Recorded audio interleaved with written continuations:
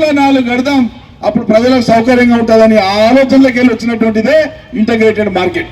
అది కట్టినాం, కంప్లీట్ అయిపోయింది, ఇనాగరేషన్ కూడా చేసినాం. దాన్ని వాడుకునేటువంటి తెలివి లేదు ఇలా ఉండేటువంటి వాళ్ళకు. ఏం చెప్పాలి చెప్పండి? ఇవన్నిట్లా చెప్పుకుంటా పోతే ఎంతసేపు అయినా చెప్పవచ్చు, ఏమి మీకు లేదు. కొంతమంది సంస్కారం లేక వ్యక్తిగత విమర్శలు చేసే వాళ్ళు ఉంటారు. నేను అవి పట్టించుకోను. వాడు ఎంత అరిస్తే వాడు నోరే అరిగిపోతుంది తప్ప నాకు వచ్చేది ఏం లేదు, నాకు కలిగే నష్టం ఏం లేదు. కానీ ప్రజలకు వాస్తవాలు తెలియాలి. ఇవాళ సందర్భం కొట్టేప్పుడు నేను చెప్పడానికి వస్తే కూడా ఇప్పుడు ఏం లేదు కదా సార్ అంటారు. ఈ ఎన్నికల సందర్భంలోనైనా మీకు విషయం చెప్తే, మీకు బోధపడితే మీరు 10 మందికి చెప్తారన్న సదుద్దేశంతో నేను చెప్తున్నా. ఈ అన్ని కారణాల చేత ప్రజల్ని వంచి మోసం చేసినటువంటి కాంగ్రెస్ పార్టీకి మళ్ళా ఓటేయడం అంటే మనకు ఆత్మాభిమానం లేదా అని చెప్పేటువంటి ప్రశ్న మనకు వస్తుంది. లేదా మాకు రోషం ఉంది, మాకు చేదు ఉంది, వాడు ఎవరు ఎన్ని డబ్బులైనా ఖర్చు పెట్టని ఏమన్నా చేయని మేము ఖచ్చితంగా మా నిరసనను ఓటు ద్వారా తెలియజేసి కాంగ్రెస్ మమ్మల్ని మోసం చేసింది అని చెప్పి రుజువు చేస్తాం, కారుకు ఓటేసి అని చెప్పి మీరు రుజువు చేయాలని చెప్పి మిమ్మల్ని అడుగుతాం. మీ అందరికీ నా విజ్ఞప్తి అదే. దయచేసి 2 లక్షల ఉద్యోగాలు అన్నారు, అన్న చెప్తాడు. ఉద్యోగస్తులను ఎట్లా రాజరంపాన పెడుతున్నారు అన్న చెప్తారు. రిటైర్డ్ ఉద్యోగస్తుల సంగతి ఏందో అన్న చెప్తారు. ప్రభుత్వ ఉద్యోగుల డిఏ సంగతి అన్న చెప్తారు. పిఆర్సీ సంగతి అన్న చెప్తారు. ఈ విషయాలన్నీ అన్న మీకు తెలియజేస్తారు.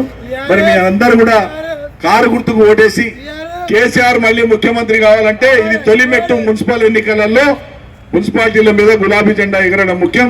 దయచేసి మీరు ఆ అవకాశం కల్పించాలని చెప్పి మిమ్మల్ని అందరినీ కూడా కోరుకుంటూ సెలవు తీసుకుంటాను.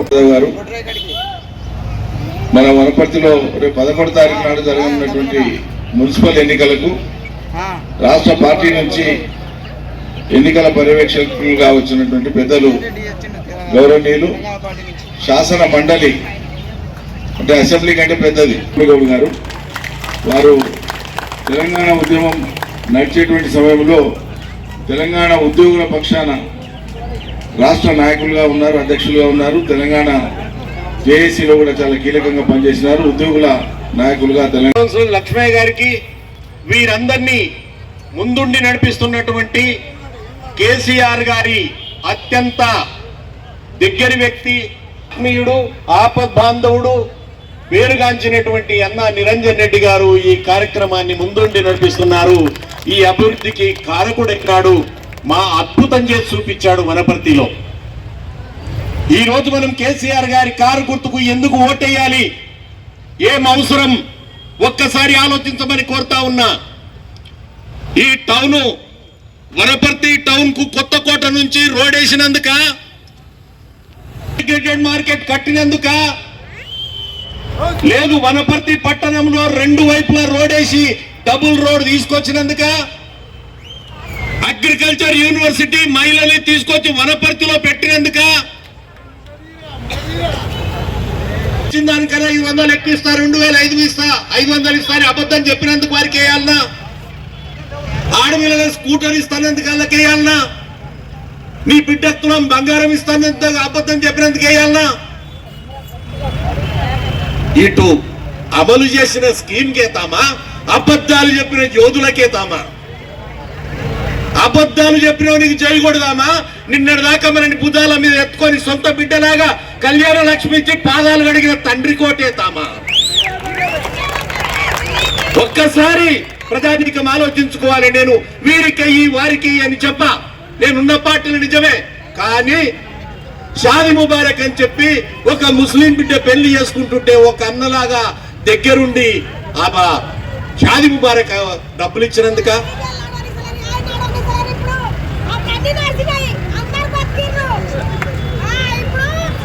అక్కడ పెద్దమ్మ చెప్తా ఉంది, ఆనాడు అందరికి అందినాయి, గుడిసెలున్నోనికి అందినాయి, ఈనాడు ఏది అందటం లేదు అని చెప్తా ఉంది. అది నిజమైతే చప్పట్లు కొట్టి చేయి కొట్టాలి. రావాలి సారు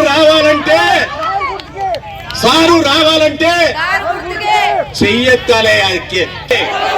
కారు గుర్తుకే సారు మళ్ళొక్కసారి సీఎం కావాలంటే, నిరంజన్ రెడ్డి గారి తిరిగి గెలవాలంటే ఇక్కడున్న కార్పొరేటర్లు గెలిస్తేనే